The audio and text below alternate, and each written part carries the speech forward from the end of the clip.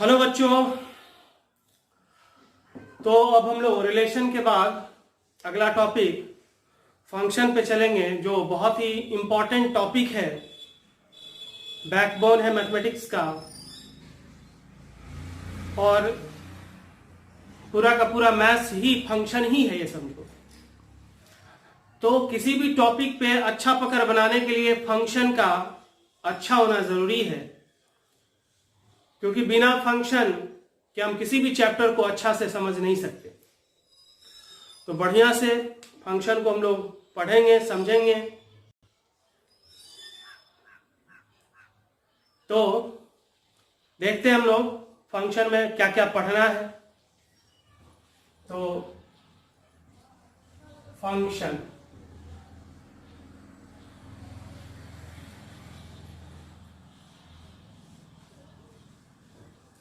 जिसमें हम लोग को पढ़ना है डेफिनीशन या इंट्रोडक्शन, समझ लो। इंट्रोडक्शन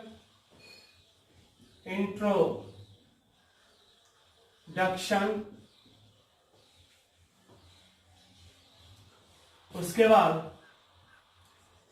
क्लासिफिकेशन,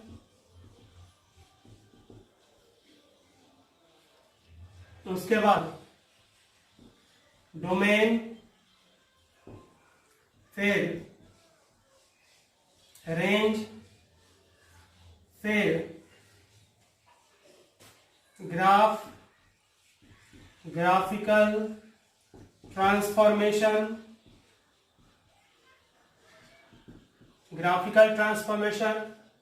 फिर इवन एंड ऑड फंक्शन, फिर पीरियोडिक फंक्शन, फिर मैपिंग,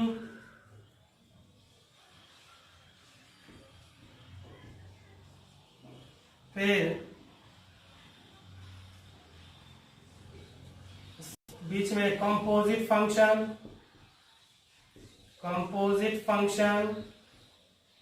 मैपिंग, फिर इनवर्स फंक्शन, फिर इक्वल एंड आइडेंटिकल फंक्शन,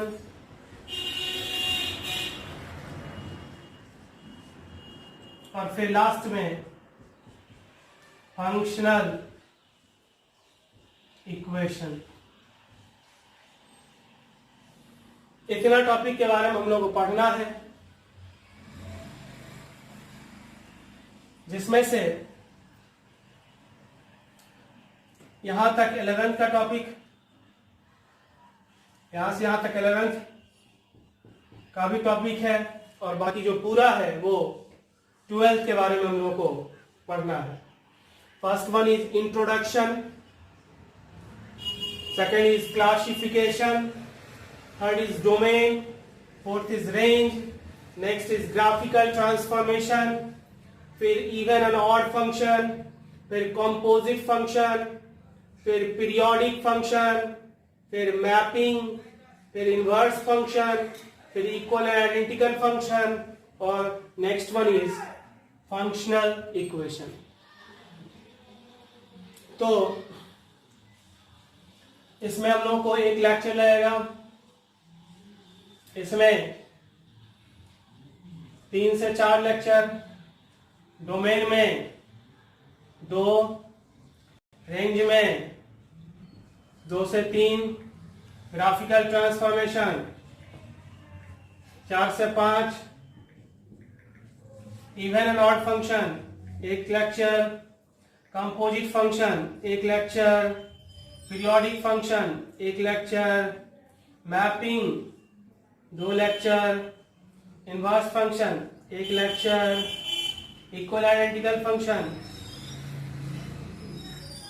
ये दोनों मिला के 1 लेक्चर, फंक्शनल इक्वेशन 1 लेक्चर, 1 से 2 क्लास।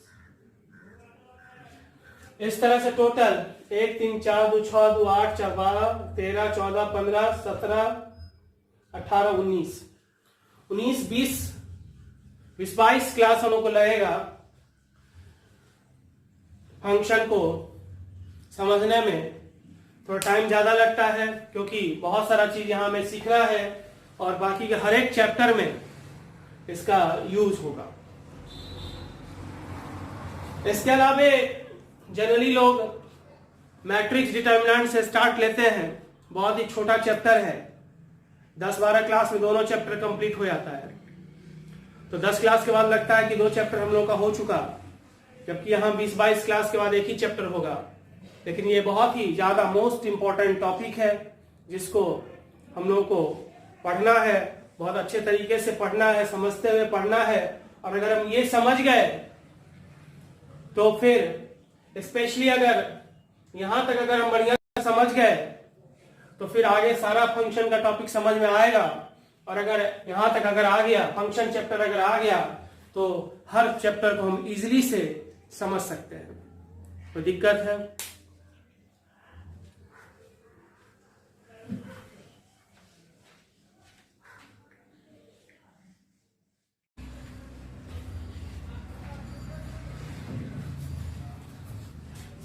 तो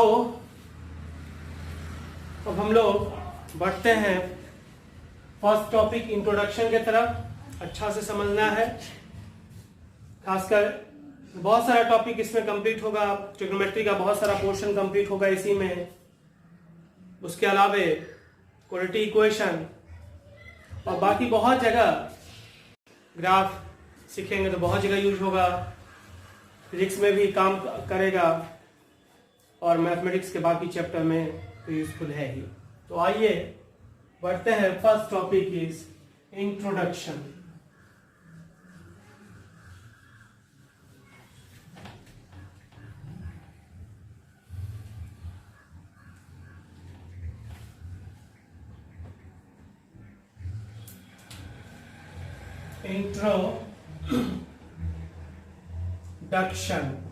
इंट्रोडक्शन।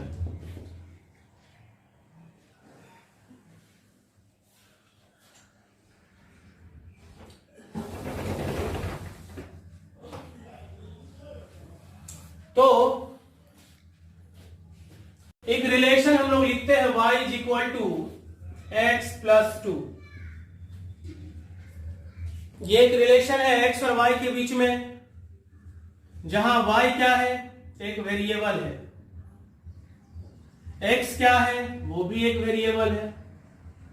और 2 क्या है? कांस्टेंट। 2 कांस्टेंट है। लेकिन यहां x अगर हम 0 रखते हैं तो y का वैल्यू 2 आ रहा है, x इक्वल टू 1 रख रहे हैं तो y का वैल्यू कितना आ रहा है? 3। x इक्वल टू 2 रख रहे हैं तो y का वैल्यू कितना आ रहा है? 4। इस तरह से y डिपेंड कर रहा है किस पर? y डिपेंड अपॉन क्या? x। तो हमेशा तो नहीं, हम कहेंगे कि y जो है फंक्शन है किसका? y is the function of x, जिसको हम लोग मैथमेटिकली कुछ इस तरह से लिखते हैं y is equal to f of x। y जो है वो फंक्शन है किसका? x का। चूंकि y डिपेंड कर रहा है x पर, इसलिए y को कहेंगे डिपेंडेंट वेरिएबल। Dependent variable. और x किसी पर डिपेंड नहीं कर रहा है, इसीलिए x क्या हो गया? Independent variable. y यहां पर डिपेंडेंट वेरिएबल है और x है इंडिपेंडेंट वेरिएबल। तो y फंक्शन है किसका? x का, जिसको हम लोग मैथमेटिकली कुछ इस तरह से लिखते हैं y is equal to f of x। मतलब y फंक्शन है किसका? x का। और ऐसा नहीं कि फंक्शन टर्म f से स्टार्ट होता है इसीलिए हम f ही लिखें। हाँ, थोड़ा ज्यादा फेमस f है क्योंकि f से स्टार्ट होता है, इसलिए दिमाग में पहले f ही आता है। हम लोग g ऑफ x भी लिख सकते हैं, h ऑफ x भी लिख सकते हैं, u ऑफ x भी लिख सकते हैं, v ऑफ x भी लिख सकते हैं, फाई ऑफ x भी लिख सकते हैं, phi of x, psi of x, psi of x, omega of x, omega of x भी लिख सकते हैं। हर एक सिंबल हर जगह एक ही मतलब हुआ कि y फंक्शन है किसका? x का। और अगर y फंक्शन है x का, इसका मतलब y डिपेंड करेगा किस पर? डिपेंड करेगा? x पर डिपेंड करेगा।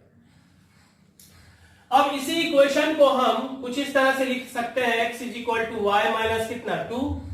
अब x डिपेंड करेगा किस पर? y पर। तो x कैसा वेरिएबल हो गया? Dependent variable. और y कैसा वेरिएबल? Independent variable.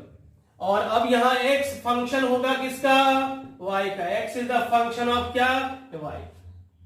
तो यहाँ पे y x का फंक्शन था, यहाँ पर x y का फंक्शन हो गया। यहाँ y डिपेंडेंट वेरिएबल था और यहाँ पर y इंडिपेंडेंट वेरिएबल हो गया, यानी नेचर ऑफ वेरिएबल बदल गया। जैसे ही फॉर्म हम चेंज करते हैं तो नेचर ऑफ वेरिएबल चेंज हो जाता है।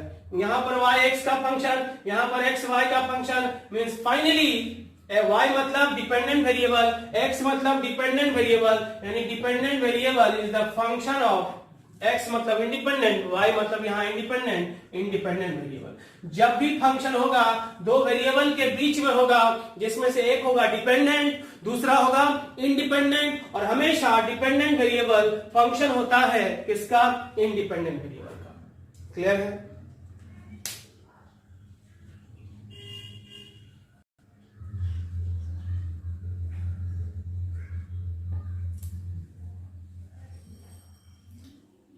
एक और चीज यहां हमने लिखा कि y डिपेंड कर रहा है x पर, तो y x का फंक्शन होगा। ऐसा जरूरी नहीं है, फिलहाल हम लोग थोड़ा इंट्रोडक्शन का बात कर रहे हैं इसलिए हमने ऐसा लिख दिया, लेकिन एग्जैक्ट डेफिनेशन जब हम पढ़ेंगे तो पता चलेगा कि y x का फंक्शन कब होगा। तो आते हैं डेफिनेशन पर।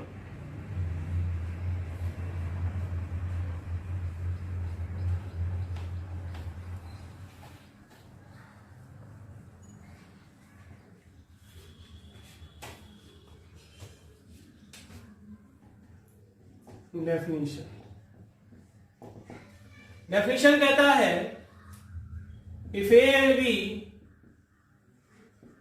Are two non empty sets then a rule f which associate a relation of each element of set A with only one element of set B, then F is called function from set A to set B. Then F is called function from set A to set B, मतलब A set से B set के तरफ function होगा। इसके लिए हम लोग बात कर रहे हैं, जिसको मैथमेटिकली इस तरह से सिंबल लिखते हैं। F एक फंक्शन का नाम है जो किधर से किधर हो रहा है, A सेट से B सेट की तरफ। इसका मतलब F एक फंक्शन है जो A से B की तरफ हो रहा है। इसका मतलब होगा G एक फंक्शन है जो किधर से किधर हो रहा है, B से C। G एक फंक्शन है जो B सेट से C सेट की तरफ हो रहा है। फिलहाल हम लोग बात कर रहे हैं F एक फंक्शन है जो हो रहा है किधर से किधर, A सेट से B सेट की तरफ। तो A सेट से B सेट की तरफ फंक्शन का हम लोग डेफिनेशन का बात कर रहे हैं। A और B दो सेट है, A B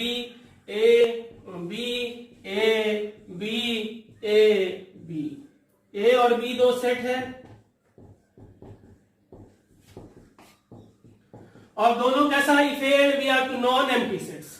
दोनों नॉन एम्प्टी सेट होना चाहिए। एम्प्टी मतलब खाली, जो सेट खाली हो। नॉन एम्प्टी मतलब जो खाली ना हो, मतलब जिसमें कम से कम एक एलिमेंट हो। A1 A2 A3 A1 A2 A3 B1 B2 B3 A1 A2 A3 B1 B2 B3 A1 A2 A3 B1 B2 B3 B4। ठीक है।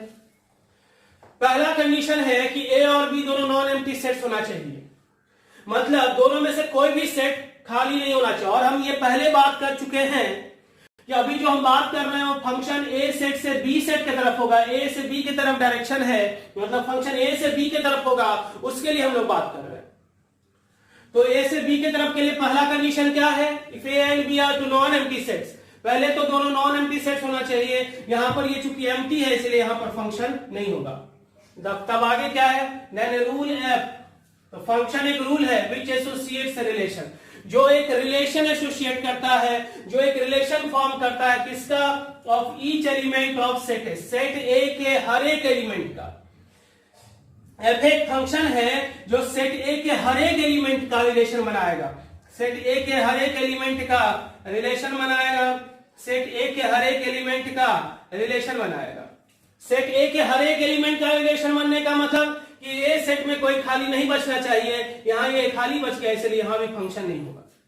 और तीसरा कंडीशन क्या है, with only one element of set B, set A के हर एक element का रिलेशन बनेगा, हर एक एलिमेंट का रिलेशन बनेगा, लेकिन कितना के साथ, सिर्फ एक ही एलिमेंट के साथ। जैसे यहाँ A1 का रिलेशन कितना के साथ बन रहा है, एक B1 के साथ, A2 का भी एक B1 के साथ ही, A3 का भी एक मात्र B2 के साथ। वैसे ही यहाँ A1 का B1 के साथ, लेकिन A2 का कितना के साथ बन रहा है रिलेशन, 2 के साथ बन रहा है, इसलिए यहाँ पर फंक्शन नहीं होगा।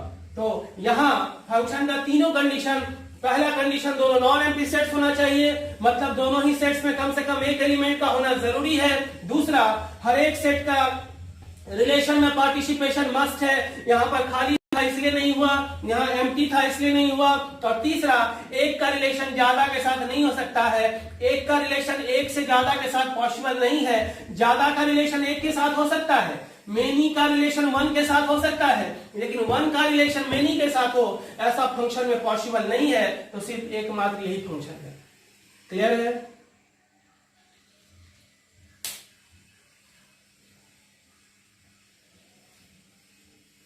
सो लास्ट में हम लोग ये कह सकते हैं पूरा दुनिया ही फंक्शन है, हर चीज फंक्शन पर ही बेस्ड है। मान लेते हैं ये फंक्शन हो रहा है, ये चाइल्ड सेट और ये क्या, मदर सेट। चाइल्ड और मदर के बीच में हम लोग फंक्शन देख रहे हैं, फंक्शन हो रहा है कि नहीं हो रहा है वो देख रहे हैं। सो यहाँ C1, C2, C3, यहाँ M1, M2, M3। पहले तो कुछ चाइल्ड होना चाहिए, कुछ मदर होना चाहिए, मतलब दोनों ही नॉन एम्प्टी होना चाहिए। दूसरा, हर एक एलिमेंट का पार्टिसिपेशन होना चाहिए, हर एक एलिमेंट का पार्टिसिपेशन होना चाहिए। हर एक बच्चा का कोई ना कोई मदर होगा, 2 बच्चे का सेम मदर हो सकता है, लेकिन एक बच्चे का 2 अलग अलग मदर हो ऐसा फंक्शन में पॉसिबल नहीं है, इसीलिए ऐसा संभव नहीं है। 2 का रिलेशन एक के साथ हो सकता है, 2 चाइल्ड का एक मदर हो सकता है, लेकिन एक चाइल्ड के लिए 2 अलग अलग मदर हो ऐसा पॉसिबल नहीं है। दुनिया का हर चीज में हम फंक्शन का एग्जाम्पल खोज सकते हैं, पूरा यूनिवर्स ही बेस्ड है कहां पे, फंक्शन पे।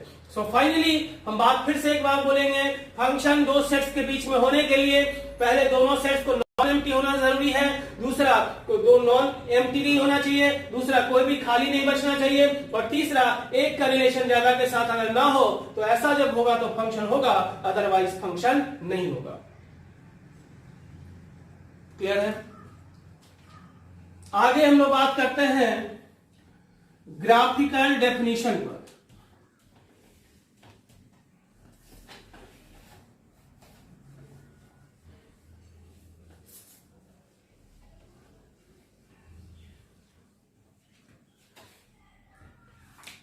ग्राफिकल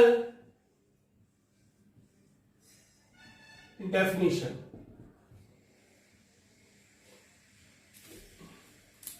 कहता है, if any line drawn parallel to y axis cuts the graph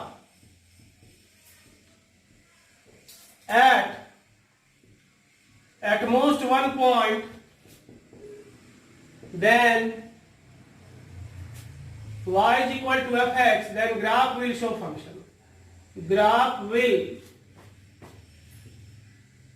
show function मतलब y एक्सिस के पैरेलल हम लाइन खींचेंगे। कुछ ग्राफ लेते हैं, जैसे ये ग्राफ है, ये ग्राफ है, ये ग्राफ है, ये सर्किल ले लिया, ये भी एक पैराबोला लिया, ये दूसरा पैराबोला लिया, ये भी ग्राफ लिया ऐसा, और एक ये भी ग्राफ लिया। y एक्सिस के पैरेलल लाइन खींचेंगे, हर केस में y एक्सिस के पैरेलल लाइन खींचेंगे। अगर ग्राफ को एक से ज्यादा पॉइंट पर कोई भी लाइन कट कर दिया, इसका मतलब वो ग्राफ फंक्शन का ग्राफ नहीं होगा। y एक्सिस के पैरेलल लाइन खींचेंगे,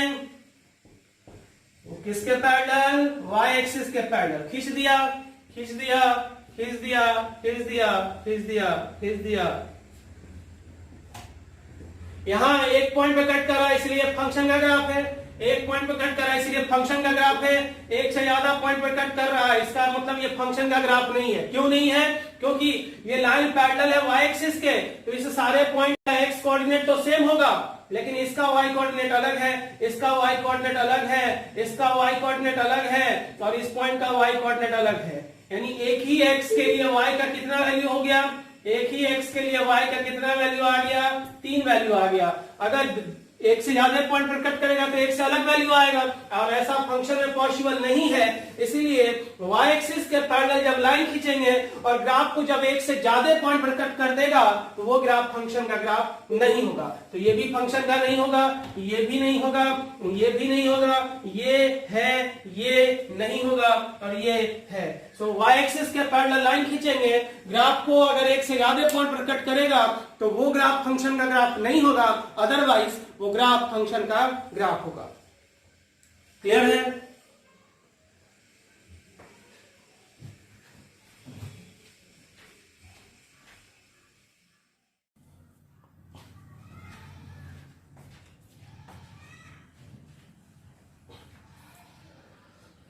आगे बढ़ते हैं इससे। तो ये था ग्राफिकल डेफिनेशन।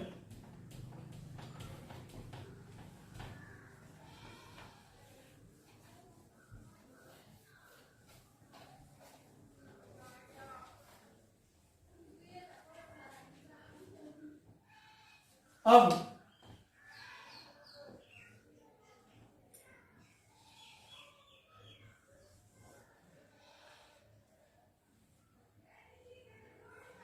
ए से बी की तरफ फंक्शन हो रहा है सपोज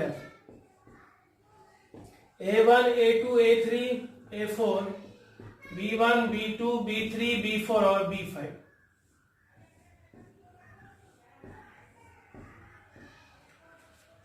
तो ए सेट्स के पास 4 एलिमेंट है, बी सेट्स के पास कितना एलिमेंट है? 5। अगर फंक्शन ए से बी हो रहा है तो ए सेट्स को हम लोग कहते हैं डोमेन सेट। ए सेट कहलाता है डोमेन, बी सेट्स को कहते हैं कोडोमेन। कोडोमेन। अगर फंक्शन ए टू बी हो रहा है, फंक्शन हो रहा है किधर ए टू बी, तो ये ए सेट कहलाएगा क्या? डोमेन। और बी सेट क्या कहलाता है?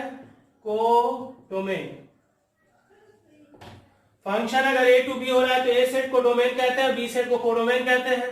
वैसे बी सेट में 5 एलिमेंट है, लेकिन 3 एलिमेंट ये वैसा है जो रिलेशन में पार्टिसिपेट कर रहा है और जिसको हम लोग क्या कहते हैं? Range set. तो डोमेन है, डोमेन में क्या एलिमेंट आया? A1, A2, A3, A4। F function का डोमेन जो है वो A1, A2, A3, A4 है। DF हो गया A1, A2, A3 और A4। CDF CDF हो गया B1, B2, B3, B4 और B5। और रेंज कितना हो गया? B1, B2 और B4। सिर्फ ये 3 एलिमेंट ऐसा है जो रिलेशन में पार्टिसिपेट कर रहा है, तो उसको हम लोग कहते हैं रेंज सेट। फंक्शन अगर ए से बी की तरफ होता है तो ए सेट को डोमेन कहते हैं, बी सेट को कोडोमेन कहते हैं और बी सेट्स का वो एलिमेंट जो रिलेशन में पार्टिसिपेट करता है उसको रेंज कहते हैं। यहाँ फंक्शन हो रहा है ए से बी की तरफ, तो ए सेट डोमेन कहलाएगा, बी सेट क्या कहलाएगा? कोडोमेन। जैसे यहां अगर ऐसे रहेगा, जी एक फंक्शन है जो -1, 2 से हो रहा है किधर? 5, 6 के तरफ। इसका मतलब ये फंक्शन का क्या हो गया? डोमेन। डोमेन ऑफ जी। यहाँ फंक्शन का नाम हमने जी रखा और ये फंक्शन का क्या हो गया? Codomain of G. G function का कोडोमेन हो गया क्योंकि यहाँ फंक्शन का नाम जी था। इससे पहले फंक्शन का नाम एफ है, तो एफ अगर ए टू बी हो रहा है तो ये हो गया ये जो सेट है वो फंक्शन का डोमेन हो गया और बी सेट फंक्शन का कोडोमेन हो गया। क्योंकि जब फंक्शन ए से बी की तरफ होता है तो ए सेट्स को डोमेन कहते हैं और बी सेट्स को क्या कहते हैं? कोडोमेन कहते हैं। क्लियर है?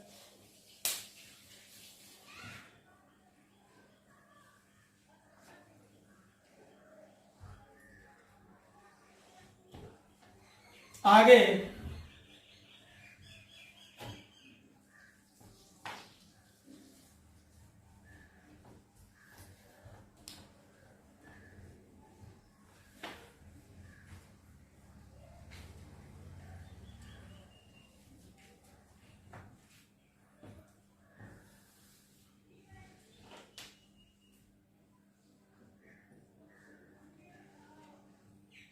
अगर एफ एक्स इक्वल टू, एक छोटा सा question, x square plus 1, then find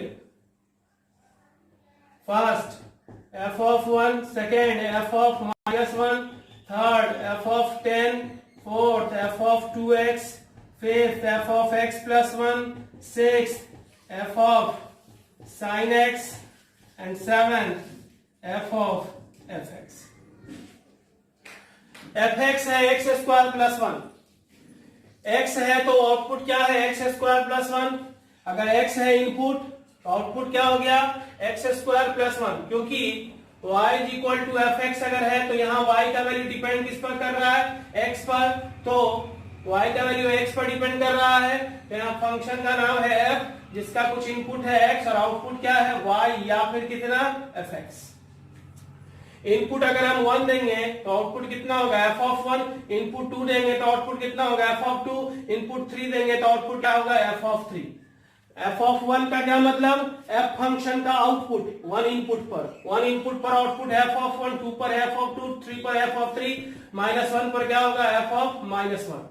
सो f1 का मतलब हो गया f फंक्शन का आउटपुट 1 इनपुट पर.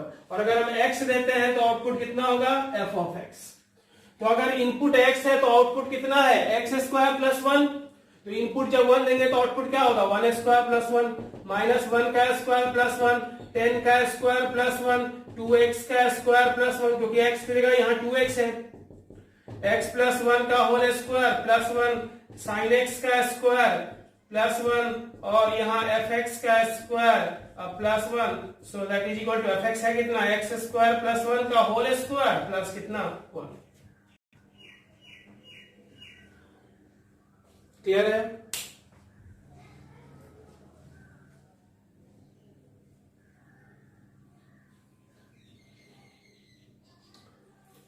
अब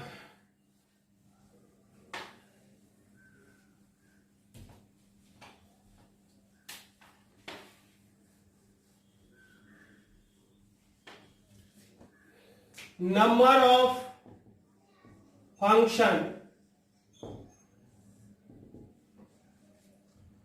अगर ए सेट से बी सेट की तरफ फंक्शन हो रहा है, ए सेट्स के पास सपोज n एलिमेंट है और बी सेट्स के पास m एलिमेंट है,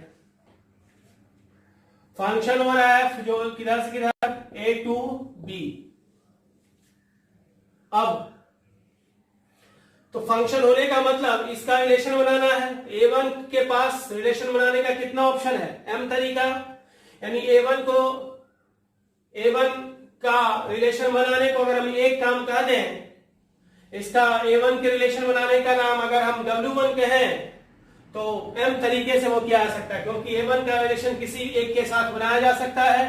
तो अपने पास m ऑप्शन है, यानी m तरीके से a1 का रिलेशन बनाया जा सकता है. तो number of ways of association of a1 बराबर m, number of ways of association of a2 बराबर m, number of ways of association of a3 बराबर भी m. क्योंकि अगर a1 का जिसके साथ बन जाएगा उसी के साथ a2 का फिर से बन सकता है. और इस तरह से number of ways of association of an is equal to कितना, m. तो टोटल नंबर ऑफ वेज क्या होगा, total number of ways is equal to m into m into m into कितना, n times, that is equal to कितना, m का power n. So number of function कितना हो जाएगा, number of function is equal to number of elements in codomain, number of elements in codomain whole to the power number of elements in क्या, domain. जितना codomain में है वो whole to the power number of elements in domain. a to b कितना होगा, तो m का power n. यही फंक्शन जब b टू a होता तो कितना होता, n to the power m. Number of relation same होता है परंतु नंबर ऑफ फंक्शन अलग होता है. अगर a के पास n एलिमेंट हो, b के पास m एलिमेंट हो, तो नंबर ऑफ रिलेशन कितना हो जाएगा, 2 का पावर mn. क्योंकि a क्रॉस b के पास mn एलिमेंट होगा तो a से b के तरफ टोटल नंबर ऑफ रिलेशन होगा 2 to the power mn. B से ए की तरफ टोटल नंबर ऑफ रिलेशन होगा 2 टू द पावर mn, लेकिन नंबर ऑफ फंक्शन होता है number of elements in codomain whole to the power number of elements in domain. Clear है?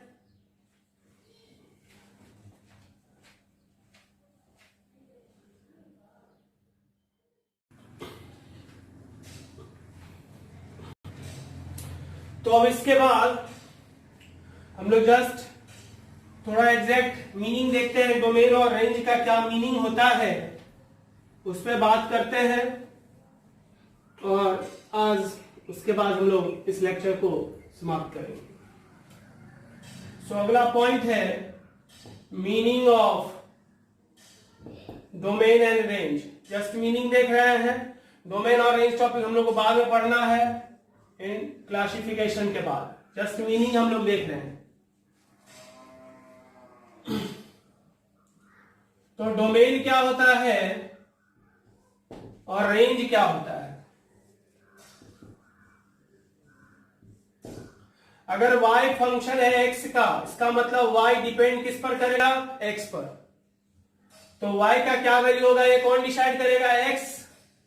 तो x यहां पर हो गया इनपुट और आउटपुट हो गया क्या? y। सिमिलरली यहां पर भी y फंक्शन है x का, फंक्शन का नाम f, इनपुट हो गया x और आउटपुट हो गया कितना? y। तो इनपुट क्या होगा वो सिस्टम पर भी डिपेंड करता है, फंक्शन पे भी डिपेंड करता है। कोई भी इनपुट किसी को दे दे ऐसा नहीं होता। जैसे मान लो